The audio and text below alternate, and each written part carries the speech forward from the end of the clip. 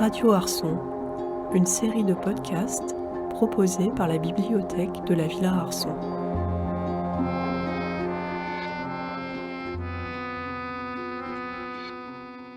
Aujourd'hui, j'ai le plaisir de m'entretenir avec Lucas Meyer. Bonjour Lucas. Bonjour Christophe.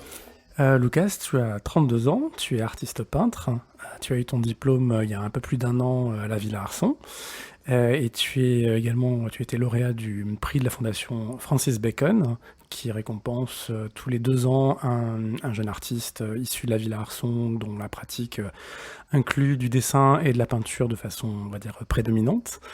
Et c'est dans ce cadre-là que tu es parmi nous pour quelques mois pour préparer une exposition à la Villa à la rentrée à partir du 26 septembre.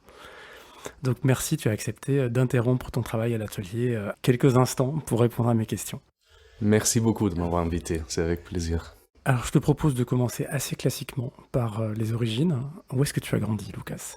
Alors j'ai grandi près de Stuttgart, en Allemagne, dans le sud-ouest de l'Allemagne. Assez grande ville, mais à 6 ans, j'ai déménagé à Esslingen, qui est une ville de, disons, 90 000 habitants peut-être.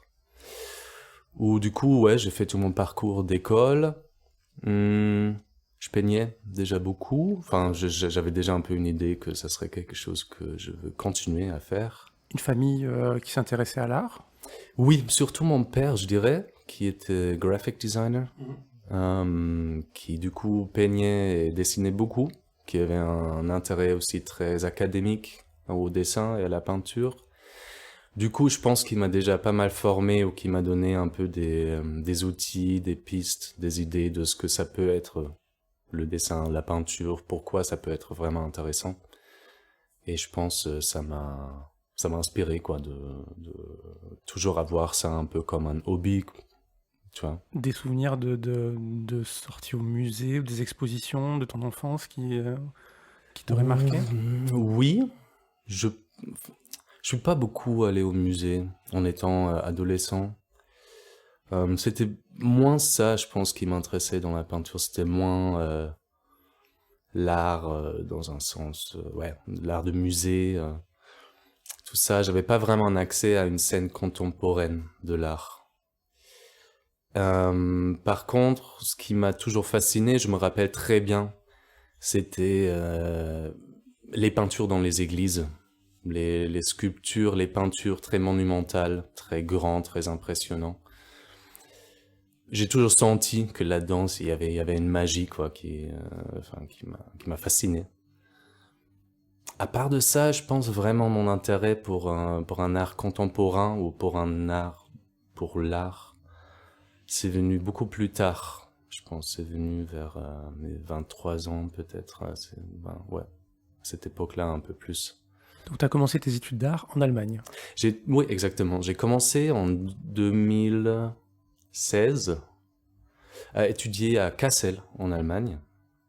Après plusieurs années où j'ai peint, mais j'ai peint beaucoup pour des restaurants ou d'autres lieux d'événements. Et je faisais des fresques, enfin des muraux, qui m'ont beaucoup plu, qui était aussi un moyen de gagner un peu de sous à côté, de juste m'entraîner. Même à l'époque, je me souviens, j'ai vu ça vraiment comme un entraînement. T'as 2 semaines, 3 semaines pour faire une grande peinture qui convient plus ou moins aux attentes des gens qui m'ont payé. Et c'était beaucoup des paysages. Et c'était à ce moment-là où j'ai commencé à chercher, en fait, qu'est-ce qu'il y a d'autre, comment je pourrais faire de la peinture d'une manière intéressante pour moi. Et j'ai commencé à aller dans des musées, dans des galeries, voir des expositions, et je me suis dit, en fait, oui, c'est ça que je dois faire. Et c'est pour ça que à l'âge de, du coup, 24 ans, j'ai décidé de vouloir faire des études de beaux-arts, de peinture, pour me décider à faire ça, pour créer un endroit et du temps pour pouvoir vraiment suivre ça et d'explorer comment je pourrais trouver ma place là-dedans ou qu'est-ce que je pourrais en faire. Et à l'école d'art à Kassel, il y avait une formation un peu classique sur le dessin et la peinture, ou c'est comme en France, pas du tout ? Ah bah, mais pas du tout. Il y avait vraiment Même quand je suis arrivé, donc ils m'ont accepté, tout ça, c'était pas la première école d'art d'ailleurs où j'ai essayé de postuler, où j'ai postulé. Euh, Quand je suis arrivé là-bas, je me suis rendu compte que la peinture, au contraire, était plutôt mal vue comme un médium mort, ancien, vieux, lourd, qui serait attaché à plein de problématiques aussi dans le milieu de l'art. Euh, du coup, au début, j'étais un peu choqué. Je me suis dit, peut-être c'est pas du tout le bon endroit pour moi. Et finalement, j'ai trouvé si, parce qu'il y avait très peu d'attentes de la part des professeurs, des gens qui m'entouraient. Peut-être à des moments parce qu'il n'y avait pas vraiment d'intérêt pour ça, mais moi ça me servait en fait, parce que je savais déjà un petit peu ce que je voulais faire, où je voulais chercher, et du coup ça m'a juste donné la liberté de le faire. J'avais plein de collègues peintres et peintres avec lesquels en fait on s'est formés nous-mêmes. On a parlé beaucoup de nos peintures, de nos intérêts, des techniques, de tout ça. Et du coup, les 4 ans que j'ai passé là-bas, c'était très enrichissant. Euh, ouais. Et alors pourquoi la Villa Arson? Ah.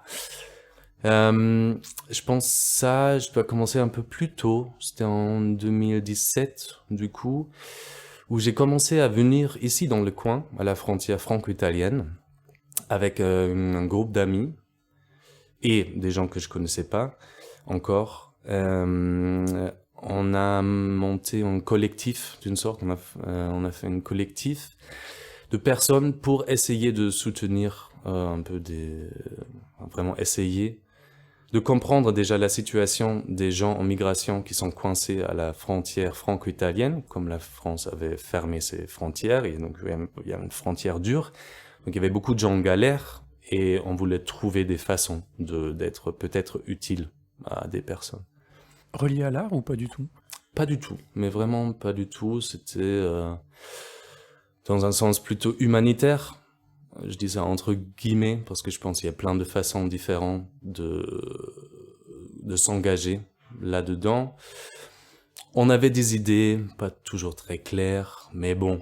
En tout cas, c'était beaucoup de travail, c'était très intense, c'était très intéressant, c'était aussi très beau humainement.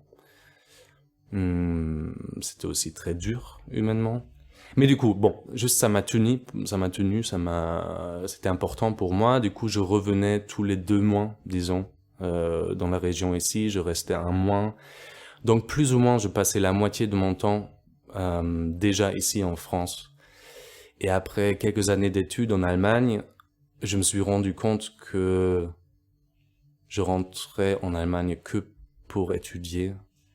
Et que sinon je voyais ma vie, le centre de ma vie quotidienne, plutôt ici, dans la région. Du coup, j'ai visité la Villa Arson pour voir si peut-être ça pourrait être un endroit pour moi. Ça a l'air magnifique, toujours, et à l'époque aussi. Et du coup, j'avais ce plan de faire un semestre en Erasmus ici, connaître un peu les gens, voir si pour de vrai ça colle, quoi. Et ça l'a fait. Et du coup, j'ai essayé de continuer mes études ici, qui, heureusement, a fonctionné. Alors comme on est sur un média audio, on va essayer de décrire un petit peu à quoi ressemble ton travail. Donc tu fais principalement de la peinture à l'huile, sur toile, dans une technique souvent assez classique. Il y a des corps en général, des corps souvent fragmentés, dans des paysages de plages qui n'ont pas l'air très méditerranéennes, bizarrement, souvent avec des gris, qui sont souvent d'ailleurs en grisaille, avec des gris très froids et des conditions météorologiques qui ont souvent l'air assez tourmentées. Et souvent, donc tu parlais de surréalisme, donc de décalage entre la représentation réelle et puis... Donc il y a souvent ce décalage aussi dans ton travail entre des représentations assez classiques des corps et en même temps des gestes de peinture parfois comme des coupures géométriques des corps avec le scotch, avec des traînées de peinture où tu joues un peu, des traînées de peinture blanche où tu joues sur l'ambiguïté, est-ce que c'est de la crème solaire sur un corps ou est-ce que c'est une tache de peinture pour montrer que c'est une image et que c'est justement pas un pari classique de représentation du réel. quand tu en es arrivé à ce vocabulaire et à cet univers plastique? Alors moi, je dirais que depuis un bon moment, enfin en fait, depuis toujours, plus ou moins pour moi, j'ai peint d'une manière qui me demandait beaucoup de contrôle sur ce que je peins ou je dessine. Ce que ça veut dire que ça prend beaucoup de temps de le peindre, de dessiner,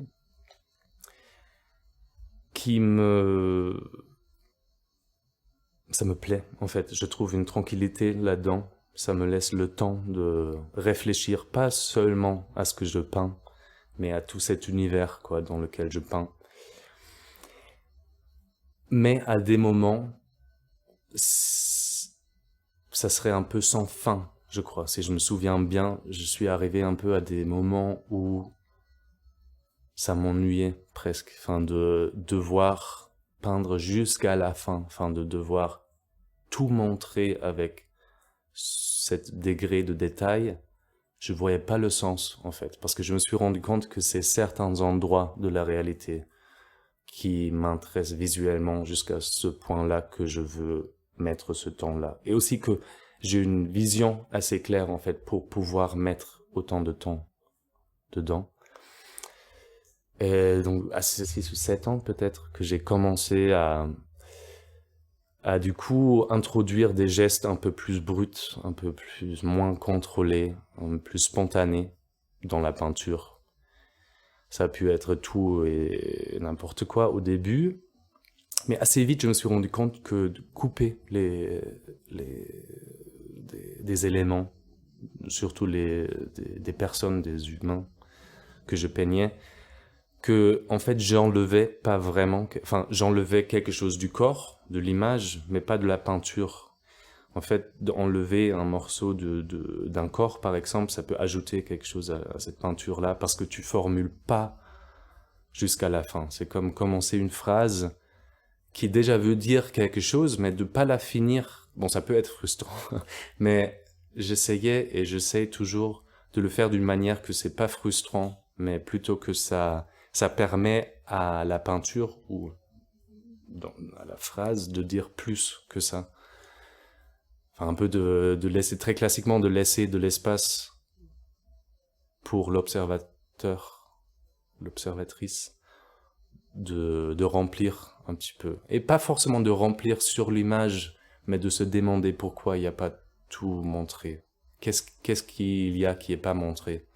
Et du coup, si je peins une scène qui ne veut pas dire grand-chose en soi, ou qui peut-être serait juste la représentation d'une personne à la plage, peut-être, mais on enlève une bonne partie, et peut-être une partie qui nous parle le plus, la tête, le visage ou les mains, bah, on ajoute une incertitude à la représentation. Et du coup, ouais, enfin, ça laisse la place pour la projection. Et je pense que c'est quelque chose à maîtriser comme en montrant quelque chose, en fait. C'est un élément qui n'est pas là, mais du coup, qui est là dès que tu regardes le vide. Et ces corps que tu peins, même si tu les projettes sur des plages grises et presque hostiles, ont souvent des coups de soleil très, très marqués. Pourquoi ces coups de soleil? Déjà, un coup de soleil, comme on le voit beaucoup à Nice par exemple, à la plage, surtout dans la période touristique en été, bah déjà visuellement, c'est très impressionnant. Et presque seulement pour ça serait un beau motif pour le peindre, à peindre. Mais au-delà de ça, il y a le facteur qu'en fait c'est une plaie. Enfin, on est tellement habitué à avoir des coups de soleil et d'en avoir même, je pense, pour la plupart des gens, je pense, on a eu des coups de soleil. Et ça fait un peu mal, et évidemment on en est conscient, mais presque on en rit, ou enfin on est très habitué à ça, mais en fait c'est une plaie. Et en plus c'est une plaie que pas seulement on accepte, mais aussi presque qu'on cherche. Enfin c'est une plaie que s'inflige à soi-même. Et ça, je trouve ça intéressant parce que je fais un lien avec le martyr, un sujet qui est très très dominant dans la peinture, dans l'art en général, religieux, surtout de la Renaissance. Parce que ça part de la souffrance humaine, qui, je pense, ce qui est une raison très profondément en moi pour peindre, en fait, d'une manière de faire un sens ou montrer quelque chose qui ne fait pas de sens. Enfin, et donc ce lien-là, je pense, m'a permis d'approfondir ce sujet-là. Parce que du coup, c'est des personnes qui vont en vacances, qui viennent en vacances, qui vont en vacances quelque part, pendant un temps assez limité, très précieux d'ailleurs, et qui a un caractère rituel, de rituel, non?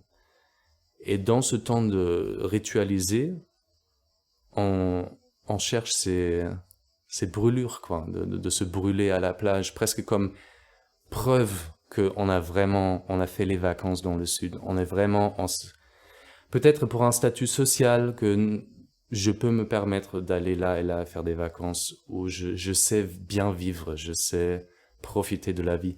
Et du coup, ça devient un rituel, ce truc de blessure, enfin, cette blessure vient une preuve pour un rituel. Et ça m'intéresse. Enfin, ça, je trouve ça intéressant. Et alors, ce serait quoi leur dieu, alors, ces personnages? Je sais pas si peut-être je le traduirais si prochement du coup il y aura un dieu, mais il y a peut-être plutôt ces rituels sont quand même quasi religieux d'une manière, non? Enfin, parce qu'on cherche enfin, on y cherche qu'on va bien. C'est un peu comme peut-être aller à l'église ou faire pèlerinage. Que c'est un rituel qui est presque un peu comme un pèlerinage. Tu prends un temps, a time off. Tu vas quelque part, tu souffres aussi un petit peu, mais peut-être pour ta beauté ou pour la libération de ton esprit, pour tout ça. Donc je sais pas s'il y a vraiment un dieu dans cette image-là, mais il y a des rituels. Et de toute façon, Dieu n'a jamais joué un vrai rôle dans les rituels religieux, j'imagine aussi. Enfin, c'est les projections, en fait, des gens qui participent aux rituels. Et du coup, chacun est libre de ressentir, de voir ce qu'ils veulent. Pour moi, c'est vraiment les visuels que ça donne vers l'extérieur, à l'extérieur, qui est intéressant pour moi, étant peintre aussi. Et dans la représentation des corps dans ta peinture, il y a aussi ça, je pense que c'est peut-être aussi quelque chose de lié au regard qu'on peut avoir sur les autres corps, sur une plage. Il y a quelque chose qui n'est pas du tout érotique, qui est très objectif, qui est très... ou presque il y a quelque chose un peu de l'ordre de la vulnérabilité, où toutes sortes de corps, minces, gros, fermes ou flasques, se donnent à voir. Et, je serais d'accord avec cette vision des choses. Ouais, enfin, quand j'ai commencé à peindre des corps sur la plage, et du coup des corps presque à nu, ou à des moments nus, les questions de qui je représente et comment étaient très présents, et l'est toujours. Moi, étant homme, j'ai pas de problème en fait d'utiliser un corps masculin dans mes peintures. Enfin, même vraiment pas. Je me sens assez libre de faire avec ce corps plus ou moins ce que je veux. Mais déjà, avec des corps qui ne sont pas lus masculins, je pense on doit, mais surtout je veux être un peu plus prudent en fait, parce que je sais pas comment d'autres personnes vont voir peut-être comment moi je représente ce corps-là. Je pense qu'il y a plein de toiles que je n'ai pas peint parce que j'étais pas sûr si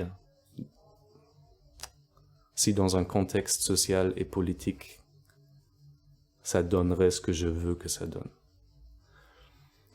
Ou c'est un problème de peinture aussi. Il y a une théorie sur laquelle tous les peintres se peignent eux-mêmes en fait à travers... Ah oui, je pense qu'il y a deux deux niveaux dans cette pensée qu'un peintre, une peintre se peignent toujours eux-mêmes, elle-même, lui-même. Une fois, oui, visuellement, et ça, je le comprends, parce que moi aussi, au début, souvent, je me suis dessiné ou peint moi-même dans un miroir, et du coup, c'est avec mon visage à moi que j'ai commencé à apprendre de peindre des visages. Du coup, oui, sûrement, il y aura toujours des petits détails qui vont me ressembler. Après, je pense qu'il y a un sens beaucoup plus large que ça. Tu peins toujours toi-même parce que t'as pas d'autre information du monde qui arrive en toi, qui est ancrée en toi d'une manière. Du coup, je pense même si je peins un corps femelle ou un animal ou un corps masculin, je peins toujours moi-même d'une manière. Non, tu vois ce que je veux dire? Non, je pense que c'était plutôt juste vouloir être conscient que en fait des images ont un pouvoir et ont une voix. Et je peux pas faire genre, mais c'est de l'art et du coup ça a pas d'impact sur une vie sociale. Non, c'est juste faux à mon avis. Du coup, ça doit jouer un rôle là-dedans. Ouais. Et il y a aussi cette question, une allusion à cette question romantique du rapport entre l'individu et le paysage, justement dans le contexte qui est le nôtre aujourd'hui avec la catastrophe climatique, ou c'est pas vraiment un de tes sujets? Alors, je sais pas si ça serait un sujet primaire, je sais pas. Mais ça joue, évidemment, ça joue beaucoup. En fait, le coup de soleil, pour moi, c'est pas seulement une plaie sur le corps humain. Je pense aussi grâce à toute une série de coups de soleil que j'ai fait, ça devient pour moi plutôt une image générale de l'humanité, non, qui brûle. Du coup, il y a un lien, j'imagine, avec une catastrophe humaine face à laquelle je nous vois un petit peu. Du coup, oui, évidemment, il y a tous ces liens-là, il les a, de réchauffement climatique, de notre lifestyle capitaliste qui détruit pas seulement nous-mêmes, mais tout le monde autour de nous. Il y a tout ça, mais je pense pas vraiment d'une manière très formulée, mais plutôt comme un facteur angoissant qui sert d'une fois pour moi comme inspiration de peindre, comme nécessité presque de peindre, et comme élément omniprésent un petit peu dans mes sujets. Les références à la peinture classique qui étaient très, très évidentes dans tes premiers tableaux quand tu es arrivé à la villa, qui sont plus subtiles maintenant, même s'il y en a encore parfois une petite silhouette d'un Saint-Sébastien ou des choses plus allusives dans tes peintures. Est-ce que c'est toujours... est-ce qu'il y a des clins d'œil que tu es un peu le seul à connaître dans les tableaux, parce qu'ils sont beaucoup moins explicites en tout cas, ou est-ce que c'est une référence qui est maintenant plus subliminale dans ton travail? Et une autre question, c'est est-ce que... tu as dit tout à l'heure que tu avais beaucoup travaillé avec tes camarades en Allemagne à la technique de la peinture. Est-ce que c'est un sujet qui t'intéresse pour toi, la technique classique, la technique ancienne? Est-ce que c'est des sujets qui t'intéressent, des choses sur lesquelles tu lis? Ou est-ce que ce qui t'intéresse, c'est le rendu final plus que la technique elle-même? Ce qui m'intéresse pas, c'est de vraiment rendre hommage à ces écoles anciennes de la technique de peinture. En fait, j'ai pas d'intérêt très nerdy d'apprendre ça dans le détail. Ce qui m'intéresse, je vois quand même que il y a tellement de savoir dans ces anciennes techniques. Tu sens qu'il y a tellement de gens qui ont passé leur vie à trouver comment exactement sont des techniques efficaces arriver à une forme de représentation de la nature. Du coup, ce qui m'intéresse plutôt, c'est d'utiliser ces outils-là quand ça me sert. Et quand même, c'est génial. Le concept de la grisaille, par exemple, ou de faire une sous-couche d'une telle couleur que finalement les couleurs que tu ajoutes plus tard, ça donne ça. Et ça, c'est génial. Je trouve ça tellement fascinant. Mais oui, je me sens pas obligé à devoir suivre ça jusqu'à la fin. ouais, c'est un outil qui me sert, que je trouve fascinant, intéressant et très utile. C'était quoi la première question? C'était le rapport à la citation et au... Eh oui, il y en a toujours énormément. Il y en a toujours énormément. Mais il y en a moins besoin, je pense. Enfin, il y en a quand vraiment je vois un sens, quoi. Parce que aussi, il y a, pour moi en tout cas, je me fais marrer aussi avec les choix de mes sujets à des moments. Du coup, de contraster peut-être une banalité d'une scène contemporaine, en fait, de charger cette scène avec un pathos, avec cette lourdeur mais il y a tout un monde sacré derrière. Enfin, peut-être je vais ajouter la moitié d'une tête d'un saint quelque part. Enfin, j'en utilise toujours pas mal. Mais c'est vrai que par rapport à ce que tu as vu peut-être quand je suis arrivé à la Villa Arsan, c'est moins évident, quoi. Ça prend moins le centre d'attention. Mais c'est toujours là. C'est toujours important aussi pour moi. Parce que c'est pas seulement visuellement que ça me plaît. C'est aussi parce que dans la vie contemporaine que moi je veux montrer, en tout cas, il y a toujours des traces, en fait, de cette façon de penser l'art et de penser la représentation de tout ce qui serait sacré ou vraiment important dans le monde. Enfin, je pense même si on dit peut-être, ok, oui, il y a plusieurs siècles, mais en fait, c'est toujours des façons de penser et de nous structurer et de structurer nos rituels qui sont très présents. Et je pense que ça sert pour moi un peu dans ce jeu-là. Comment tu fais pour construire un tableau? Alors, j'ai cru comprendre que tu ne partais pas de photos que tu prenais, justement ces corps sur la plage. J'ai l'impression que c'est pas des photos, ou peut-être j'ai mal compris. J'ai l'impression que tu construis le tableau plus par le dessin. Alors, déjà, si j'utilise des photos comme référence, par contre, je prends pas des photos à la plage, encore une fois, juste pour pas être invasif avec les gens. Et parce que, enfin, peut-être les gens, peut-être ils accepteraient, mais moi, j'ai pas le courage, ou c'est pas mon rôle, je vois pas mon rôle là-dedans de vraiment capturer des moments sur la plage que après je vais représenter dans des peintures. Sinon, comment je construis une peinture? Je pars toujours sur une idée que j'ai. Enfin, sur une idée que je rêve. Ça veut pas dire que vraiment ça sera en étant endormi. Mais juste c'est des images qui viennent, ou peut-être juste des impressions d'une image, un sentiment, que après je vais essayer de formuler un petit peu plus, mais dans ma tête.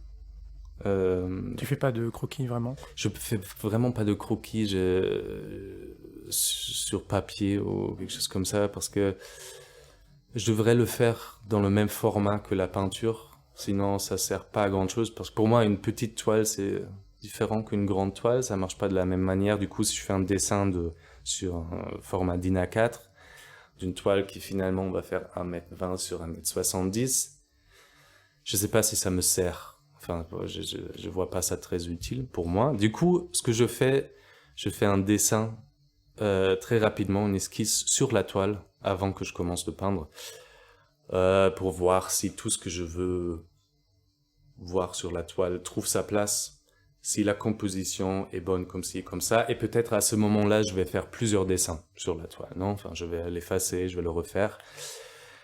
Et une fois que cette étape est finie, et ça peut être très bref, enfin, des fois, c'est vraiment juste quelques lignes, c'est là que je vais commencer à faire une grisaille, que je vais faire les sous-couches, en sachant que j'aurai encore plein de moments où je vais pouvoir ajuster un petit peu, enfin, je vais pouvoir changer des éléments de la peinture dans tout le processus en fait de peindre l'image. Donc tu n'utilises pas du tout les outils numériques, tu fais pas des petits montages sur Photoshop, comme on pourrait l'imaginer avec ces corps découpés et... Non, vraiment pas, tout. non, non, ça se fait tout sur la toile, direct. Ouais. Et du coup, ouais, je vais prendre des photos, mais je prends des photos surtout après avoir fait les premières esquisses sur la toile, quand je me rends compte où j'ai peut-être besoin de plus d'informations, plus de références de la réalité autour de moi, quoi, du monde autour de moi. Du coup, je vais demander à des personnes de confiance de poser, ou je pose moi-même, en fait. J'ai plein de photos de moi-même dans des positions assez ridicules pour trouver le bon angle du bras ou de la jambe, ou de voir 7 plis de peau sur le corps. Et finalement, je vais peut-être seulement utiliser une petite partie d'une photo comme référence. En fait, tout ça est très flexible, c'est vraiment selon mes besoins du moment. Et tu me disais que tu peignais assez rapidement. Comment tu sais qu'un tableau est fini? Alors, déjà, si je peigne rapidement ou pas, je pense que ça dépend. Enfin, ça dépend qui entend ça, je pense, si tout va bien et je sais même pas trop ce que ça veut dire, je peux faire un petit format de 35 sur 45 dans une semaine, tu vois. Et en même temps, je vais travailler sur d'autres peintures. Je sais pas si c'est vraiment rapide ou pas, parce qu'à des moments, ça peut me prendre des semaines ou même des mois, tu vois. Et comment je sais qu'une peinture est finie? Il y a déjà 2 façons de finir une peinture. Une, d'être content avec le résultat et de dire je veux montrer ça. Et l'autre, ça serait d'être pas du tout content avec une peinture, mais quand même elle est finie et du coup juste tu la jettes ou tu la mets à côté. Et tous les deux, je pense, sont bien et importants et tout ça. Dans l'exemple négatif qu'une peinture ne soit pas réussite, c'est juste un moment où je suis trop frustré et je n'ai plus d'espoir. Je dirais peut-être là, ça sera le moment que j'ai terminé de la peindre. Avec des peintures qui me plaisent, je sais pas. Il y a des moments où juste je me dis vraiment ça me plaît comme ça. Je veux voir ça et du coup je veux montrer ça. Et d'autres où je trouve c'est intéressant et je vais pas pouvoir le rendre plus intéressant que ça. Et du coup je m'arrête là. À d'autres moments peut-être c'est juste parce que j'ai arrêté de peindre dessus. Et 2-3 semaines plus tard, je me dis, en fait, j'ai rien à ajouter. Donc je pense que ça dépend vraiment de la toile, de mon humeur aussi. Comment ça se passe une journée type à l'atelier? T'écoutes quelque chose quand tu peins ou J'aime beaucoup, à des moments j'aime beaucoup écouter de la musique, à des moments pas du tout. Plutôt musique que émission de radio? Oui, complètement. Ouais. Même quand c'est de la musique, ça doit être de la musique qui est un peu répétitive. Ouais, par exemple? Par exemple, Steve Reich. D'accord. Un peu néoclassique. Ou Baxter Dury, musique très répétitive, spoken word.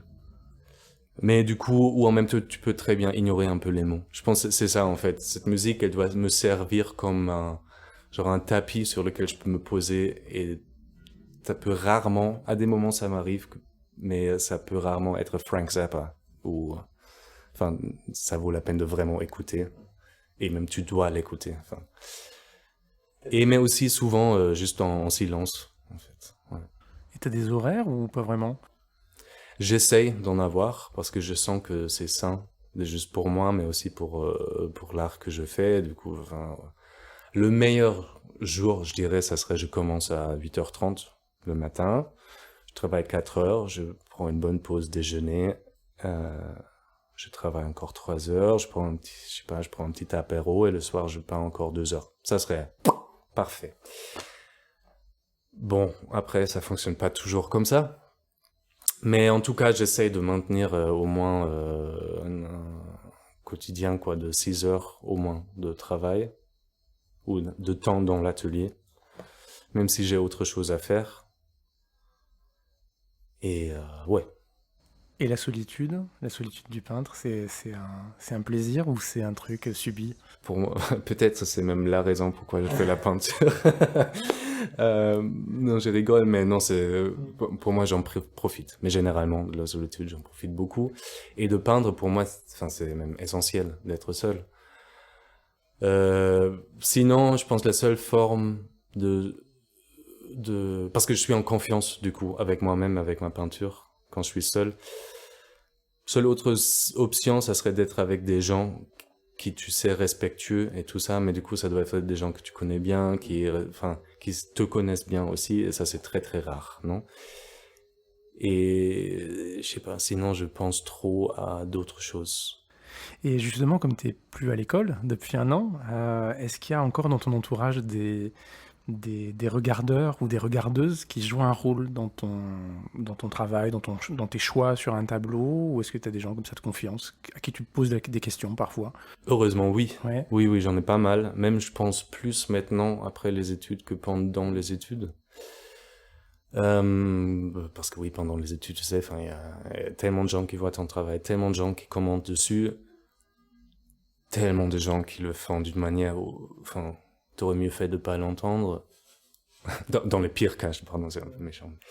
Du coup, maintenant, en fait, comme j'en ai pas naturellement, je dois le rechercher, ce qui me montre comment c'est important d'avoir ces regards. Et comme moi, je dois le chercher, je vais le chercher là où j'espère vraiment de le trouver aussi, ce regard.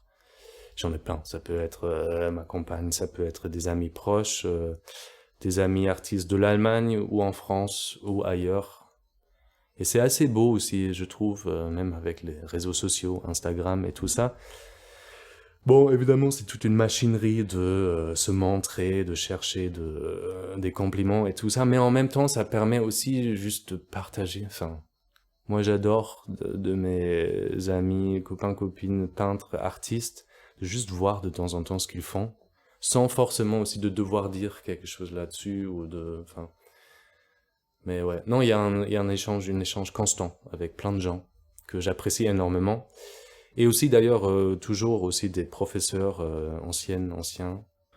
Et justement, après la villa, tu as fait un choix assez singulier, alors que beaucoup d'étudiants après vont dans des grandes villes comme Paris ou Marseille ou Bruxelles. Toi, tu es allé dans l'arrière-pays niçois, dans un petit village. Pourquoi tu as fait ce choix?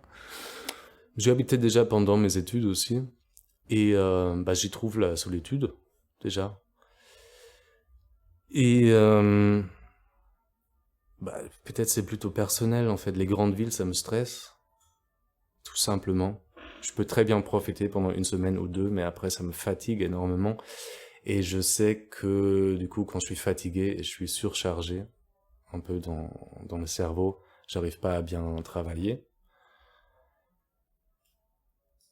Et au-delà de ces préférences très personnelles, je suis pas sûr si, étant artiste, j'aurais plus de chance, en fait, dans un très grand bassin avec plein d'autres artistes, de trouver les bonnes personnes qui pourraient me mettre en lien avec les bonnes personnes. Évidemment, le réseau serait plus grand, il y aurait plus d'échanges, mais aussi il y a plus d'anonymité. Je sais pas, je suis pas encore convaincu qu'il faut aller dans une grande ville pour être artiste. En fait, pas du tout. Moi, je préférais plutôt de temps en temps aller dans des grandes villes, dans ces centres culturels, et après me recasser chez moi, quoi. Et on va voir comment ça se fera, hein. Je me sens pas coincé là où j'habite maintenant. Si un jour, je sentirais que maintenant je veux vraiment aller à Bruxelles, Paris, Berlin, New York, je sais pas quoi, je le ferai, j'espère. Mais pour l'instant, je suis très bien là, et j'ai pas du tout l'impression d'être coupé du monde. Au contraire, il y a plein de personnages très intéressants ici, il y a plein d'institutions, en fait, que je découvre aussi petit à petit.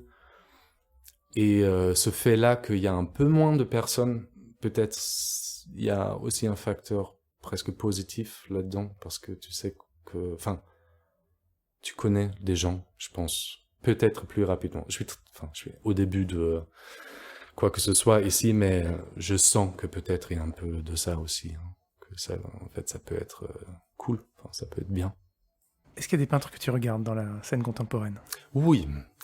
Oui, il y a même des peintres que je trouve plutôt inspirants, où je trouve des techniques, des façons de traiter la peinture qui m'inspirent.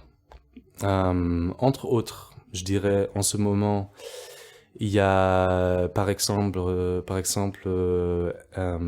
Christian Rex Van Minnen, un peintre américain, avec une technique de peinture très impressionnante pour moi, qui est basée beaucoup dans la peinture de la Renaissance en Italie, mais lui, il arrive de vraiment l'amener dans une contemporanité assez intéressante.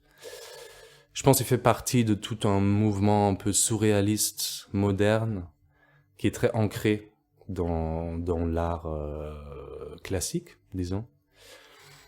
Très proche de lui aussi une peintre, Sarah Burns, je crois elle est australienne, si je me souviens pas, ou peut-être aussi américaine, je suis pas très sûr, qui elle aussi a une approche très technique à la peinture, mais très joueur aussi, du coup pas du tout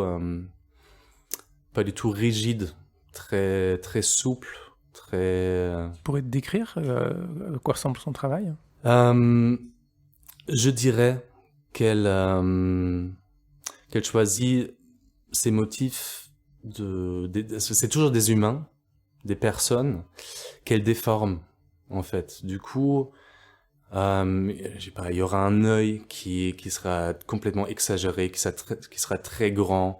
Peut-être des membres du corps qui sont un peu trop tordus pour être réalistes. Ça fait presque un peu référence à un cubisme, d'une manière où la perspective n'est pas enfin, la perspective, elle est très importante, mais elle doit pas être juste d'un sens naturaliste.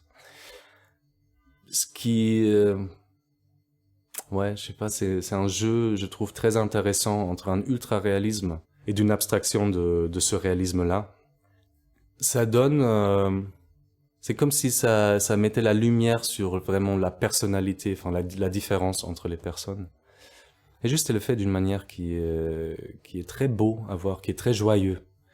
Même s'il y a des moments très sombres aussi là-dedans, mais ouais, c'est juste très fascinant pour moi. Tes goûts ont évolué, tu penses, dans les dernières années, les peintres que tu regardes? Ouais, oui, sûrement. De toute façon, j'ai toujours des coups de cœur pour des artistes qui peut-être des fois juste durent une semaine, tu vois, ou presque peut-être même juste un jour, parce que je vois une peinture, je vois quelque chose dedans, ou pas pas une peinture, peut-être une sculpture, qui peut m'occuper pendant un petit moment, je suis à fond, et après je laisse tomber. Ouais. Bah, je pense, comme je suis allemand peintre, il y avait une époque évidemment où des peintres Neo Rauch, Anselm Kiefer, Gerhard Richter, Daniel Richter, enfin plein de noms très connus, très imposants. Où, enfin, ces peintres étaient importants pour moi et ils sont toujours, enfin, je les apprécie toujours, mais je pense maintenant, je suis un peu moins, comment dire, lié à la scène allemande aussi. Et du coup, vraiment, aujourd'hui, ça peut être une personne, demain, ça va pouvoir être une autre personne. Une peintre américaine que je trouve très fascinante, qui m'inspire beaucoup, est Amber Wellman, qui fait des toiles super impressionnantes, très présentes, avec une geste très libre, comment dire, aussi très joueur d'une manière, mais complètement différente du coup que Sarah Burns. Mais qui, elle, Amber Wellman, arrive à capturer un sens, une ambiance de lourdeur, de rêve presque, enfin, vraiment ce sentiment avant l'orage, qui est quelque chose que je trouve aussi dans mes peintures à moi. Et dans ton travail, tu l'as déjà dit, est très ancré dans l'histoire de la peinture classique, la peinture de la Renaissance, le caravagisme, etc. Et est-ce qu'il y aurait des références extérieures au monde de la peinture, par exemple le cinéma ou la littérature, qui auraient joué un rôle dans l'identité artistique qui est la tienne aujourd'hui? Pour aujourd'hui, je saurais pas donner une réponse très claire, mais je sais que dans mon adolescence, c'était beaucoup des dessinateurs de BD, Möbius, Jodorowsky, des dessinateurs comme ça, je pense, où j'ai trouvé, dans leurs dessins, j'ai trouvé quelque chose que je cherchais d'une manière ou d'une autre, de maîtriser, quoi, cette grandeur, un peu un monde presque réaliste, mais dans un monde pas du tout réaliste, enfin, tu vois ce que je veux dire, un peu un surréalisme, finalement, en fait. Enfin, je retrouve un petit peu mon amour pour le monde du surréalisme que j'ai laissé tomber pendant un moment, parce que je croyais que c'était trop superficiel ou je sais pas quoi, surtout au début des études d'art. Je pense aussi beaucoup influencé par des voix des professeurs, j'imagine, et des gens qui m'entouraient. Qui te disait que c'était... Que c'était un peu banal, peut-être, ou que c'est trop vieux, ou que c'est pas intéressant dans un monde contemporain. Aussi souvent, on reproche aux peintres surréalistes de pas être des bons peintres. C'est quand on regarde Magritte ou des peintres comme ça. Oui. Tout ça, heureusement, j'ai arrivé à me libérer un peu de tout ça, parce que c'est pas vrai, en fait, et même, je trouve pas vraiment une définition pour un surréalisme qui tient, en fait, dans lequel tu peux mettre tous les peintres surréalistes, ou les artistes surréalistes que je connais, ou que j'aime bien. Du coup, maintenant, je m'ouvre un petit peu plus à ça, du coup, un certain surréalisme, et du coup, ouais, je pense l'amour pour ça, je l'ai premièrement trouvé dans des BD, à l'époque. Aussi un peu dans les films et tout ça, mais je dois dire que les films, enfin ouais, non, ça s'est jamais trop lié pour moi à l'art, comment moi je l'exerce. Merci Lucas. Merci à toi, Christophe.